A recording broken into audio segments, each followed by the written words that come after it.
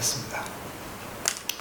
여러분 사도행전을 한 권의 책으로 볼 수 있다면 앞부분에는 그 예루살렘에서 교회가 발생하고 이제 그 복음이 조금씩 퍼져나가는 것이 이제 보여지게 됩니다. 그리고 그 이후부터는 이 복음이 확장되어 가고 교회들이 세워지는 얘기가 계속됩니다. 그런데 13장부터는 그 복음이 세계로 퍼져나갑니다. 여기서 말하는 세계란 지중해를 중심으로 한 아시아와 유럽을 의미합니다. 이렇게 각처 예수 그리스도의 복음이 전해지고 교회가 세워지게 됩니다. 근데 그 활동의 그 사역의 중심에 바울 사도가 있습니다. 바울은 예수님의 12제자는 아닙니다. 예수님이 부활 이후로 부름받은 제자다 이렇게 말할 수가 있습니다. 그럼에도 그는 12제자보다도 더 깊은 영성을 가지고 혹은 더 넓은 사역을 펼친 사도다 이렇게 말할 수가 있습니다. 사도 바울은 세 번에 걸친 전도 여행을 하게 됩니다. 한 번에 보통 약 3, 4년씩 걸렸다 보여지는데요. 도보로 혹은 배로 이렇게 이동을 하게 됩니다. 그런데 무작정 돌아다닌 것이 아니라 그는 성령님의 인도하심에 예민하게 반응하며 다녔다. 그래서 그렇게 따라가면서 새로운 동역자들도 만나고 또는 전도 코스를 바꾸기도 하고 그렇게 한 것입니다. 오늘 본문 사도행전 20장은 3차 전도 여행을 마치고 바울이 돌아오는 모습을 기록하고 있습니다. 고단한 여정이었지만 돌아온 곳곳에서 성도들을 만나고 따뜻한 이별을 합니다. 복음을 전해주니와 그리고 복음을 받아들인 이들 간에 있는 그 끈끈함 같은 것이 배어나오는 장면이죠. 바울이 예루살렘으로 돌아가는 이 여정은 사실은 쉬러 가는 것이 아니었습니다. 적어도 바울은 압니다. 비장한 마음이 있습니다. 마치 예수께서 마지막 예루살렘을 향해 올라가실 때의 모습을 연상시키는 장면이다 이렇게 말할 수 있습니다. 자, 본문을 들여다보면 이 귀한 길의 바울이 두로에 도착합니다. 거기 일주일 머물게 되는데요. 근데 거기 사는 성도들이, 거기 사는 제자들이 찾아온 겁니다. 그들은 아마도 바울이 2차 여행 때 복음을 전한, 그래서 복음을 믿게 된 사람들일 겁니다. 근데 그들이 무슨 말을 할까요? 자, 오늘 본문 4절 보면 이렇게 되어 있습니다. 제자들을 찾아 거기서 1일 머물었는데, 그 다음 읽어보겠습니다. 그 제자들이 성령의 감동으로 바울더러 예루살렘에 들어가지 말라 하다. 네, 보십시오. 이 제자들이 지금 바울에게 간청합니다. 사도님, 예루살렘 가지 마세요. 예루살렘에 가면 어려움을 만난답니다. 여러분, 그런데 그들이 믿음이 없는 사람들이 아니라 모두 성령 충만한 사람들이라는 거예요. 즉 성령의 감동하심, 성령의 미리 보게 하심을 통해서 바울에게 가지 마십시오 이렇게 제언을 한 겁니다. 자, 이게 무슨 말이죠, 여러분? 그러면 사도 바울은 성령을 거역하면서 예루살렘으로 가려고 했단 말인가? 자, 이런 의문을 가지면서 그 다음 보면 7일 후 이제 바울이 그들과 작별하죠. 그리고 다시 예루살렘을 향하여 출발합니다. 배를 다시 탔고요. 그리고 가이사랴에 도착을 합니다. 당시 가이사랴에는 빌립 집사님 댁이 있습니다. 그 집에 바울이 머물게 됐는데, 여러분 빌립 집사님 기억나십니까? 예루살렘 교회의 7집사, 7인 집사 가운데 하나이시고 순교자 스데반 집사님의 임직 동기이십니다. 임직 동기라는 말은 제가 발견한 얘기입니다. 네. 특이하죠? 근데 이디오피아 내시에게도 전도했던 빌립은 집사님 가운데서도 또 전도왕이에요. 성경 보면 전도왕인데 하나님께서 그 가정에 은혜를 베푸신 것 같습니다. 오늘 본문의 말씀 보면은 그 빌립 집사님의 4딸이 있었는데 예언자라는 겁니다. 예언자. 초대교회에서 예언자란 마치 구약의 선지자와 비슷합니다. 그 시대에 하나님의 뜻을 전하는 중요한 직분의 사람들을 이제 예언자라고 그랬죠. 바울은 그들 하나님의 사역자 가정에 머물면서 감사한 시간을 보내게 되는데, 그런데 그 집에 손님이 옵니다. 바로 아가보라고 하는 선지자가 찾아온 겁니다. 근데 이 사람이 바울을 보자마자 이상한 액션을 취하는 겁니다. 보십시오. 21장 11절 보면은 우리에게 와서, 누가? 아가보가 우리에게 와서 바울의 띠를 가졌다가 자기 수족을 잡아매고 말하기를, 읽어봅니다. 시작. 성령이 말씀하시되 예루살렘에서 유대인들이 이같이 이 띠 인자를 결박하여 이방인의 손에, 보십시오. 이 아가보의 행동을 한번 이렇게 상상해 보십시오. 이 사람이 뭘 하고 있는 거죠? 요즘으로 말하면 이게 소위 퍼포먼스라는 건데, 그죠? 아가보는 바울이 허리띠를 달라고 하더니 자기 손, 자기 발을 묶어버리는 겁니다. 그러면서 말하기를 성령이 보여주셨어. 이 띠 임자가 예루살렘에서 이런 일을 당한대요. 이런 식의 예언은 구약의 예언자들에게서도 때때로 발견됩니다. 자기의 새 옷을 막 찢어서 이 솔로몬 왕국이 분열될 걸 예고했던 아히야 선지자도 있었고요. 벗은 몸과 맨발로 돌아다니면서 앞날을 예고했던 이사야 선지자도 있습니다. 자, 바울 앞에서, 사도 바울 앞에서 자기의 손발을 묶은 아가보는 당신 예루살렘 가면 이런 일 당하신다 얘기를 합니다. 그가 분명하게 예언한 것을 보아서 그 집에 있던 빌립의 네 딸도 공감했을 겁니다. 왜? 그들은 예언자 아닙니까? 그러니까 틀린 말이라면 예언자들 앞에서 아가보가 그렇게 말할 수가 없는 거죠. 이 아가보의 행동을 본 거기 있는 모든 사람들이 크게 놀라고, 그리고 이렇게 얘기합니다. 12절 보면은 우리가 그 말을 듣고, 아가보의 말을 듣고 그곳 사람들과 더불어 바울에게 뭐라 했어요? 예루살렘으로 올라가지 말라고 하는. 자, 우리가 올라가지 말라 했다. 우리가 누굽니까? 여기서 앞에 그 두로에서는 두로 사람들만 말렸어요. 가지 마십시오. 근데 여기서는 우리가 다 함께. 그러니까 이 빌립 집사님 댁에 있는 모든 사람들과 또 특히 바울 전도팀, 누가, 실라, 그리고 또 누구, 하여튼 이 모두가 함께 한 마음으로 말린 거예요. 올라가면 안 됩니다. 가지 마세요. 하나님 뜻이 아닙니다. 막는 정도가 아니라 막 울었던 것 같아요, 보니까. 자, 질문입니다. 여러분 같으면 어떻게 하시겠어요? 여러분 자신이나 사랑하는 가족의 앞길에 어려움이 있대요. 보인대요. 어떡하죠? 여러분이 개인적으로 사랑하는 어떤 협력하는 목사나 선교사가 있다고 하십시다. 그의 앞길에 환란이 있다는 걸 하나님 보여주셨어요. 새벽 기도 때 깨닫게 하셨어요. 그럼 어떡하죠? 바로 전화하든지 편지를 보냈든지, 선교사님 어려움이 있을 겁니다. 그리고 가지 마십시오. 그러실 겁니다. 왜 그렇게 반응할까요, 우리가? 왜? 우리는 하나님의 뜻이라는 것은 곧 어려움이 없는 길이라는 생각을 가지고 있어요, 우리는.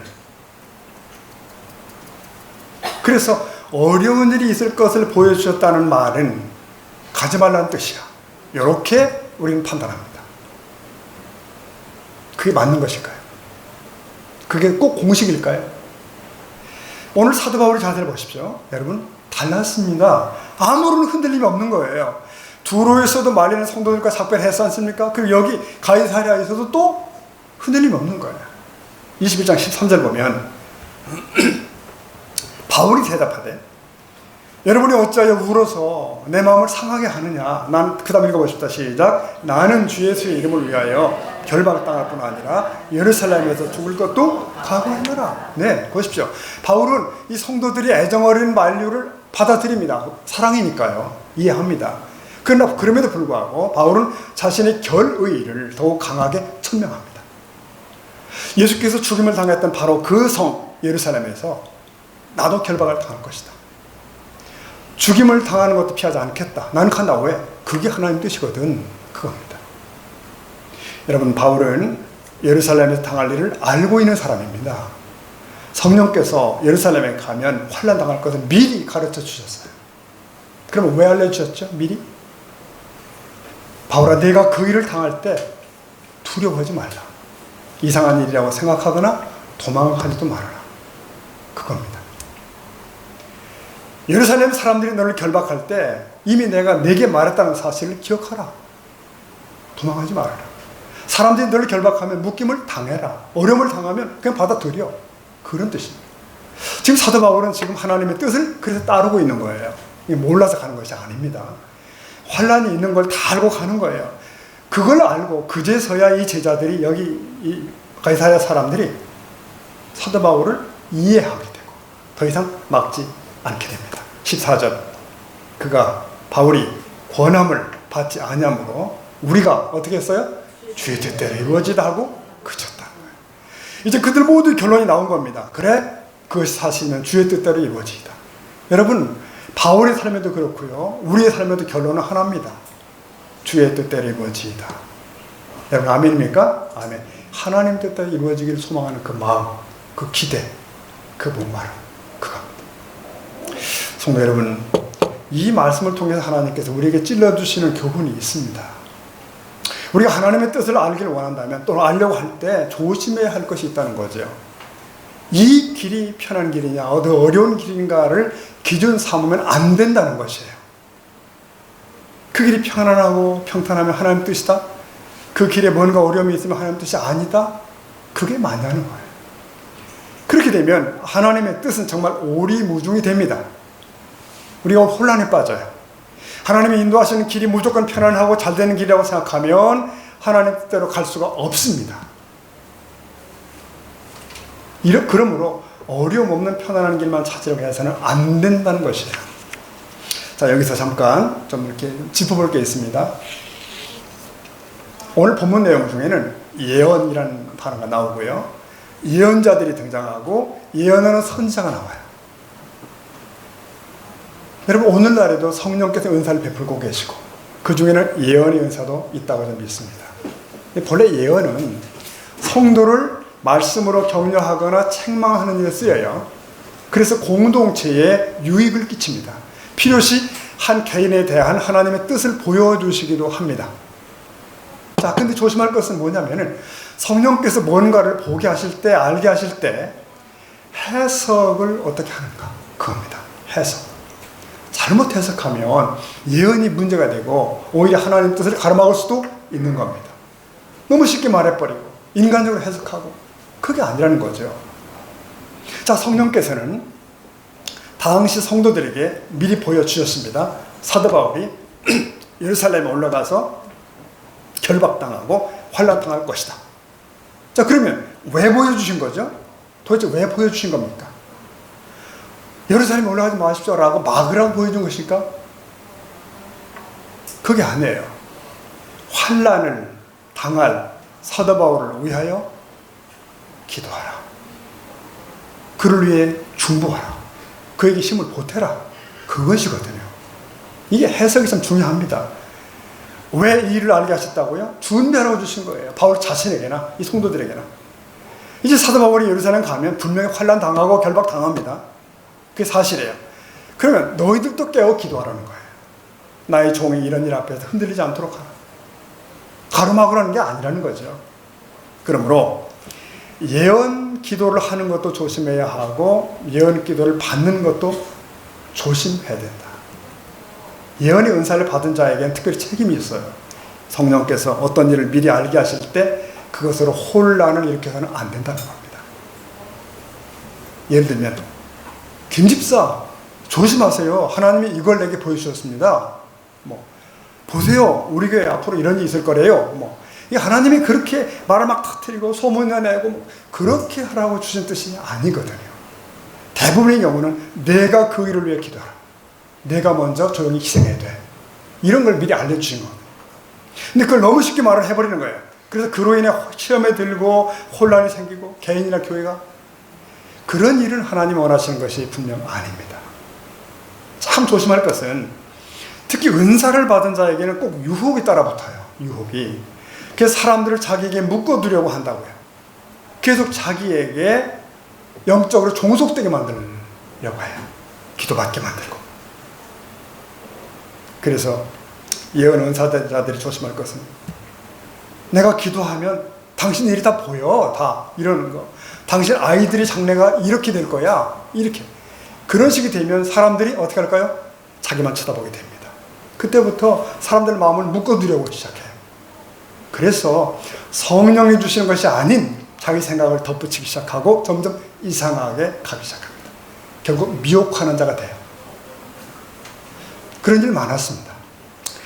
하나님은 우리의 미래를 점치는 것 같은 행위를 기뻐하지 않으십니다. 정말 기뻐하지 않으셔요. 미래는 여러분 고정된 게 아닙니다. 하나님의 섭리와 우리의 순종이 어우러져서 만들어져 가는 것이 미래예요. 숙명이 아닙니다. 팔자가 아니에요. 이것도 참 좋은 표현 같아요. 하나님이 주신 표현이라고 생각해요. 미래가 뭐냐? 하나님의 섭리와 우리의 순종이 어우러져서 만들어져 가는 것이다. 여러분, 그 사주 보거나 점치는 이들의 경전이 주역이래요. 주역. 여러분 주역 아시죠? 근데 이 주역을 30여 년간 이상 계속 평생 가르쳐온 김석진 옹이라는 분이 계신데 대한민국의 대가랍니다. 이분이 1년 전에 교통사고를 만나가지고 거의 죽을 뻔했다 살아났는데 그가 이런 표현이죠. 남의 미래 얘기하다가 자기 앞도 못 본 채 죽을 뻔했다고 그런 얘기를 했어요. 근데 평생을 주역과 함께 살고 주역을 가르쳐온 그이지만 자식들에게 주역을 안 가르쳤다. 그런 얘기를 하더라고요.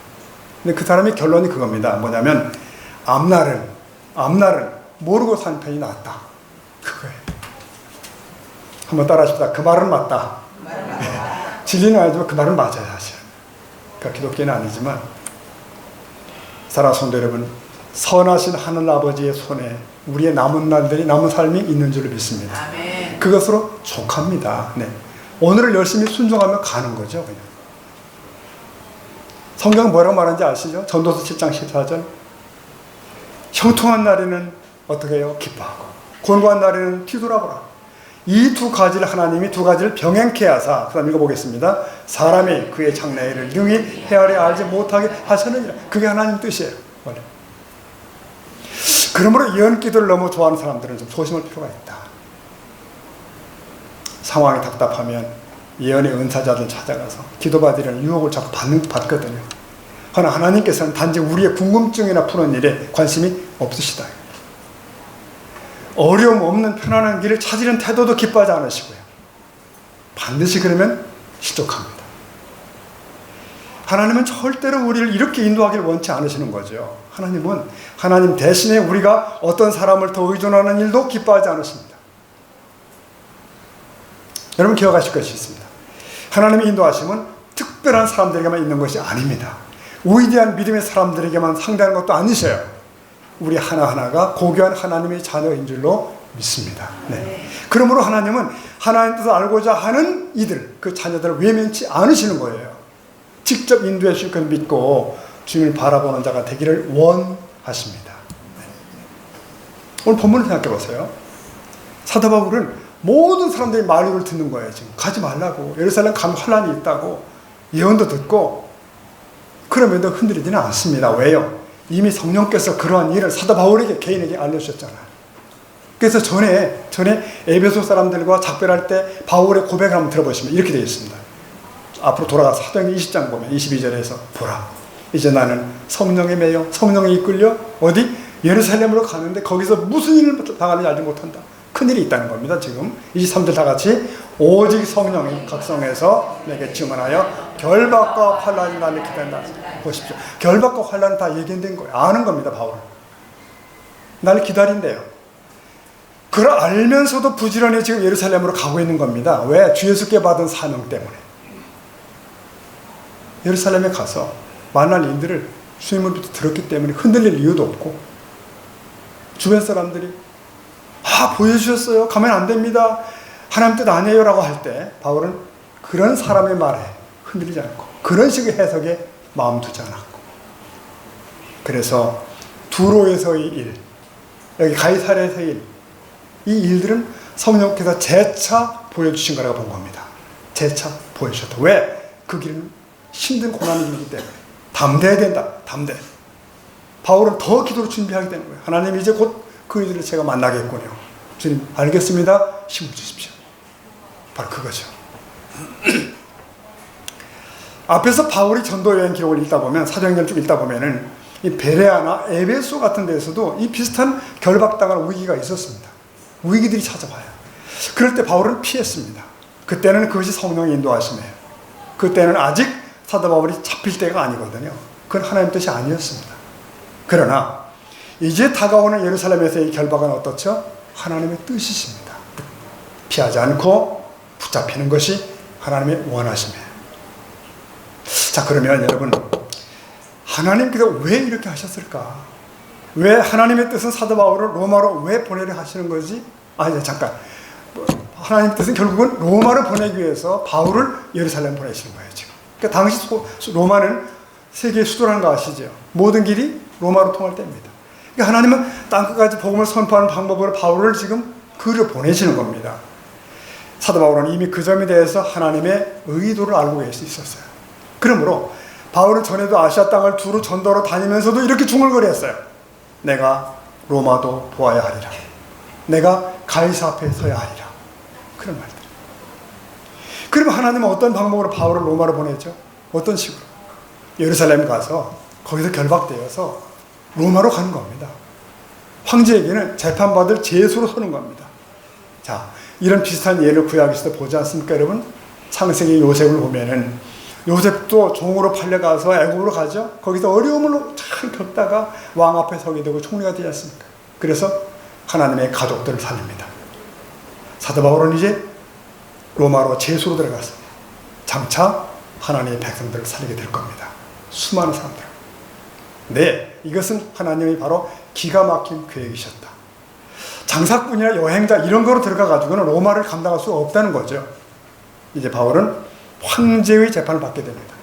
로마 시위대의 감옥에 들어가게 되고, 그래서 바울이 이제 로마에 가서 만나는 사람들은 전부 그 당시 로마의 핵심 부에 있는 사람들이에요, 다. 그래서 성령은 사도 바울에게 예루살렘에 가면 결박을 당하리라 미리 말씀해 주신 거예요. 그 하나님 뜻을 받은 바울은 편안한 길을 택한 것이 아니라 그 길을 택한 것입니다. 자, 말씀 조금 정리해 보겠습니다. 여러분, 우리도 인생길을 걸으면서 이런 갈림길들을 만납니다. A냐 B냐, A냐 B냐, 이 선택의 순간이 자꾸 오죠. 그때 우리가 신자라면 하나님 뜻이 무엇인가를 당연히 고민하게 됩니다. 그렇죠? 고민합니다. 만일 이런 고민조차 없는 사람이라면 그는 신자 아니고 성도 아닙니다. 자, 우리가 선택의 기로에 서면 누구나 고뇌하게 되는데, 초신자만 고민하는 게 아니라 어떤 성숙한 신앙인도 고민하고 목사도 고민하고 다 고민합니다. 그런데 이런 경험들이 결국 우리를 성숙시키거든요. 자, 선택의 결정을 앞둘 때는 대개는 두 가지 길이 앞에 있을 때입니다. 그렇죠? 대개는 두 가지죠. 두 가지 생각이 있습니다. 하나는 본성적으로 튀어나오는 생각이 있습니다. 우선 편안한 길이에요. 계산적으로 이익 나는 길입니다. 이건 내 본성이 동의하는 길입니다. 크게 들려요, 크게. 그런데 또 하나의 생각이 들려옵니다. 그건 대개 좀 적게 들려와요. 내 안의 소리입니다. 우리가 신자이기 때문에 양심의 소리이고, 다시 말하면 신앙은 양심의 소리인데, 정확히 말하면 성령의 소리일 수 있어요. 그건 대개는 좀 부담스럽고 좀 용기가 필요합니다. 자, 크게 들려오는 소리와 적게 들려오는 소리가 있습니다. 이때 적게 들려오는 소리를 선택하면 대개는 하나님 뜻을 따르게 되는 거예요. 많은 경우 그렇습니다. 예수께서 생명하는 길과 멸망의 길을 말씀하시면서 좁은 길과 넓은 길을 말씀했잖아요. 우리 일상에서도 마찬가지입니다. 하나님 뜻을 택하는 것과 내 뜻을 택하는 것이 있어요, 분명. 한쪽은 분명 좁은 길이고 한쪽은 넓은 길이라고 해요. 네. 본성적으로 사람은 넓은 길이 아닌, 사람은 좁은 길이 아닌 넓은 길을, 그리고 복잡한 길이 아닌 평탄한 길을 선택합니다. 그러면서 평탄하게 가는 사람들 자꾸 부러워해요. 바라보면서. 그게 복받은 자라고 생각하고, 그게 하나님 뜻일 거야 생각하고. 목사님, 저도 한동안 그런 생각을 했었습니다. 편안하고 대우 잘 받는 목회가 하나님 주신 복일 텐데, 이런 생각들. 어려움이 있으면 스스로 막 초라해지고, 편안하고 대우 잘 받는 동료들 보면 부러운 눈을 보고, 저렇게 하나님 뜻대로 살면 저럴 텐데, 고생도 안 하고 편할 텐데, 이런 생각. 목사인 저도 그런 생각을 저도 모르게 가지고 있었다면 우리 성도님들 가운데 얼마나 많은 이들이 이런 류의 생각을 할까요? 많은 이들이 그렇게 하나님의 인도하심에 대해서 오해를 가집니다. 하나님께서 인도하시는 길은 어려움도 없고 환난도 없을 텐데, 편안하고 평통하고 풍성할 거야. 그러나 오늘의 본문은 사실은 정반대입니다. 편한 길이냐 어려운 길이냐를 판단할 수 없다는 것이에요. 평탄하냐 힘드냐, 이런 관심은 우리가 십자가에 못 박아야 됩니다. 저 여러분의 마음에 난 편해야지, 쉬운 길만을 가자, 어려움을 없애야 돼, 이런 생각을 하고 있으면 분별이 안 됩니다. 여러분, 눈에 보이는 현상이 중요한 게 아닙니다. 내가 가고 있는 방향이 주님의 기뻐하실 방향인가, 그게 중요합니다. 그것이 문제입니다. 또 하나 기억할 것이 있습니다. 여러분, 우리가 사람들의 충고도 의견도 들어야 하지만 이 성령께서 친히 인도하심을 우리가 믿어야 한다는 거예요. 기도 많이 해주시는 분들, 믿음 좋은 분들 말씀도 들어야 되지만 더욱 중요한 것은 성령께서 내게 친히 말씀해 주신다는 겁니다. 한 좀 진지한 신앙을 갖고자 하는 청년의 얘기를 들은 적이 있습니다. 그는 이렇게 한대요. 자기는 양단 간의 선택을 앞둘 때에는 반드시 시간을 내서 성경 중에 한 책을 택한답니다. 하나에. 그리고 그 책을 집중적으로 읽는데 몇 시간. 보통 몇 시간이면 끝나거든요. 근데 그렇게 쭉 읽어가는 동안에 반드시 내게 새롭게 부딪혀오는 그 말씀이 있다는 겁니다. 왜? 성경 안에는 많은 선택과 많은 결단의 얘기들이 있어요. 그게 내게 선명하게 부딪혀온다는 거예요. 근데 그걸 내게 적용시키면 된다. 이제 그는 사복음서나 특히 사도행전을 추천했어요. 자기는 사복음서나 혹은 사도행전 가운데서 한다. 오늘 사도행전 본문이라면 특별히 그런 뚜렷한 지침이 되지 않을까요? 뭔가 뚜렷한 지침이 돼요. 그 청년의 얘기가 일리가 있습니다. 우리도 그런 식으로 하나님의 뜻을 눈앞에 있는 일들을 구별할 수가 있습니다. 알고 보면 선택에 대한 분명한 지침들을 성경은 침묵하지 않아요. 그러므로 특히 둘 중 하나를 선택할 때, 결정해야 될 때, 내 갈림길에 있을 때 우리는 기록되어 있는 말씀에 다시금 주목할 필요가 있어요. 혹은 오늘 들려오는 설교 말씀이 그 말씀이 내게는 누군가에게는 바로 결정의 지침일 수도 있어요. 또한 여러분이 매일 대하는 큐티 말씀이 그날 여러분에게 지침일 수도 있겠죠. 혹은 이미 알고 있던 말씀인데 내가 기도하는 중에 더 선명하게 내게 다가올 수도 있죠. 뚜렷하게. 이게 다 성령께서 내 개인에게 말씀하시는 혹은 터치하시는 방편일 수 있습니다. 여러분 신앙생활에는 독불장군이 없습니다. 앞서가는 이가 돕고 뒤에 가는 이가 서로 돕고 이래. 성도 간의 조언과 중보가 중요합니다. 그런데 성령께서 내 안에 직접 확증을 주시는 것을 절대 놓치면 안 된다는 것입니다. 모든 성도는 성령의 인도하심을 친히 받을 수 있고 받을 자격이 있습니다. 요한일서 2장에 이런 말씀이 있습니다. 27절에 보면은 너희는 주께 받은 바 기름 부음이 너희 안에 거하나니 아무도 너희를 가르칠 필요가 없고 그 다음 읽어봅시다. 시작. 오직 그의 기름 부음이 모든 것을 너희에게 가르치며 또 참되고 너희를 가르치신 그대로 주 안에 거하나니. 네, 아멘. 자, 이 말씀을 잘 보십시오. 성령은 우리 모두에게 계시고요. 그 성령께서 친히 각자에게 말씀을 하십니다. 네. 우리 주변에 우리의 믿음을 도와주기 위해 많은 이들이 있을 수 있지만 그러나 성령님을 대신할 수 있는 분은 없는 거예요. 성령이 우리에게 말씀하시고 여러분에게 말씀하시고 주위에 있는 이들은 그걸 깨닫도록 도와주는 정도죠. 분별하도록 도와주는 정도. 근데 여러분 이렇게 긴밀하게 성령의 인도하심을 누리며 사는 이와 그렇지 못한 이가 있는데 그 차이가 뭐냐요? 어떤 차이가 있죠? 왜 그런 거죠? 그것은 성령께서 그때 주시는 마음에 그가 지금 순종하는가 그 부분입니다. 그러니까 이미 알게 된 하나님의 뜻에 대한 순종 여부예요.